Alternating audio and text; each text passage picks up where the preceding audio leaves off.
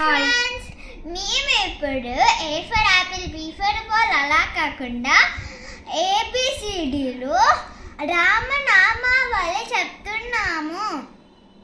A for Ayodhya Rama, B for Bhargava Rama, C for Chinmaya Rama, D for Dasharatha Rama, E for Eshwara Rama, F for Phalguna Rama, G for గుణాత్మక Rama, H for Hanumat Rama, I for Inaya Rama, J for జగదభి Rama, K for Kaushalya Rama, L for Lakshmana Rama, M for మర్యాద Rama.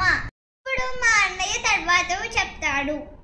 N for Narahari Rama, O for Omkara Rama, P for Purushottama Rama, Q for Kushalava Rama, R for రఘుకుల Rama, S for Sitarama, T for Taraka Rama, U for ఉదాత్త Rama, V for Vashishtha Rama, W for Vaikuntha Rama, X for Jitendra Rama, Y for Yogita Rama, Z for జనహిత Rama.